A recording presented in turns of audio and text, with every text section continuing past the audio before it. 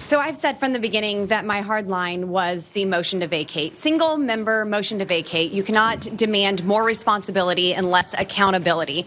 And Kevin McCarthy was taking the path of Nancy Pelosi and following her precedents with the motion to vacate. So to be clear, Lauren Boebert wants any one individual rando, probably her, to be able to call for the speaker to be ousted at any time, likely over and over and over again. And think about that. Like if Lauren Boebert is angry at Kevin McCarthy or whoever is the speaker and cannot convince a single other member of Congress to band together with her, she thinks she should still be able to call for him to be ousted. Lauren, how do you think that vote's gonna go if you can't convince anyone else to support you on calling for the vote? It's purely symbolic. And there, like again, I don't like Kevin McCarthy, not a big fan of Nancy Pelosi, but saying he's following the Nancy Pelosi press. No, he called for 5 people to be able to oust him. That's not what we had under Nancy Pelosi. That's not the way the House has ever been run. That is a massive, probably damaging concession by Kevin McCarthy. And even that isn't enough for Lauren Boebert, Mondale. It's her hard line, she said. So she's not gonna vote for him then. That's what she's saying basically, because no one is gonna allow one single vote to call for it. That's disruption. The House would do nothing except for vote on who's the leader, who's the Speaker of the House. This is beyond ridiculous. And this is the pettiness I'm talking about when the districts are so gerrymandered. No one can test Boebert. Like she should not be elected. This is ridiculous. But we know because of her district and how it's drawn, she will be elected over and over and over again until someone a little crazier than her is presented. I'm absolutely disgusted by this person. Bikes for Trump. That's a great picture. I think this is the shenanigans that's going to cost them their majority real quick. I am convinced that the American people is going to see this dysfunction, and like you said, their agenda to have these sham trials or cases or panels about Biden's son's computer. Hunter Biden's computer, and their fascination with that is more than what it was with Hillary Clinton's email. And we know that it doesn't matter to them, that it's no substance there. It's like you said, it's performative, and it's performative for one reason. It's gonna raise money, it's gonna excite their base, and the base is gonna call it corruption all the way through, even though they'll present no real evidence about any corruption other than their own. I do wanna go back to something that Matt Gaetz said, because I don't like Matt Gaetz, and also I am from North Carolina, a swamp town. Enfield, my town, is built on a swamp. People need to stop saying drain the swamp. Swamps are actually clean places. Swamps provide us clean water. People don't understand. Talking about drain the swamp is a dumb idea. And Matt I like Gaetz the defense of swamps. Yeah, swamps are nice. I like it. It's it's a complex ecosystem with a lot of unique flora and fauna. I like. We need to do more advocacy for swamps. Anyway, I want to give you just a little bit more of Lauren Boebert, and then I have one more thing I want people to keep in mind as we go forward in these votes. But first, here's Boebert. And so now here we are, being sworn at instead of being sworn in. And we could have had this solved months ago.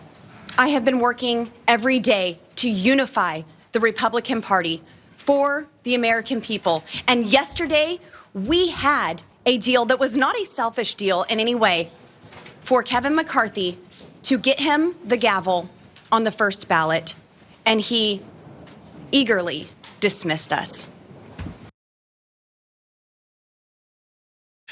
Yeah, okay, she's not working every day. Like she's making insane, ever-shifting demands. And again, she's not making them of me.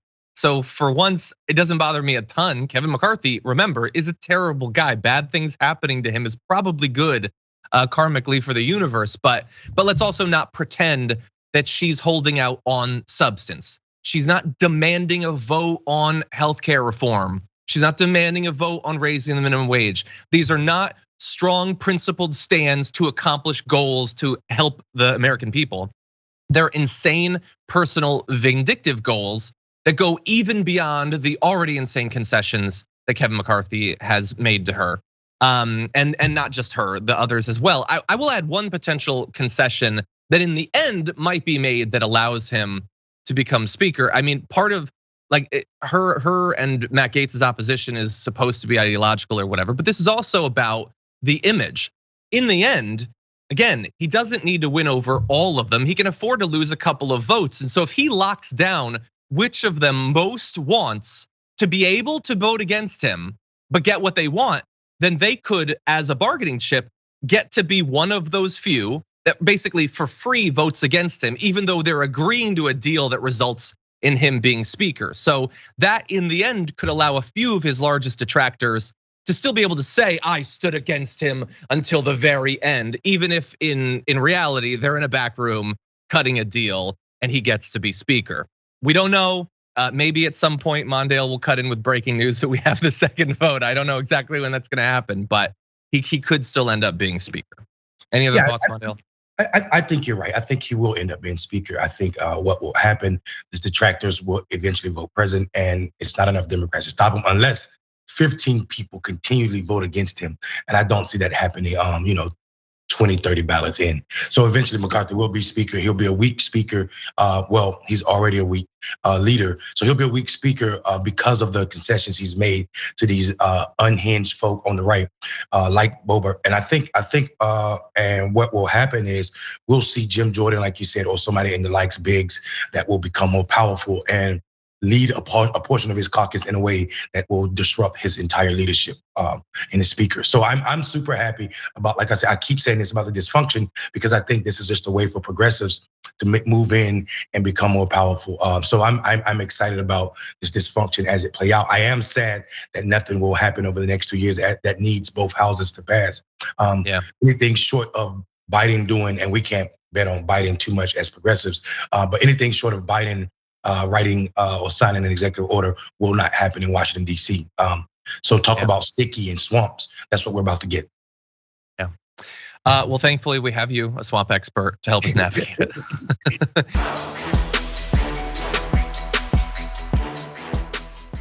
Check out the Damage Report podcast each day, wherever you get your podcasts, whether Pocket Casts or Stitcher or iTunes.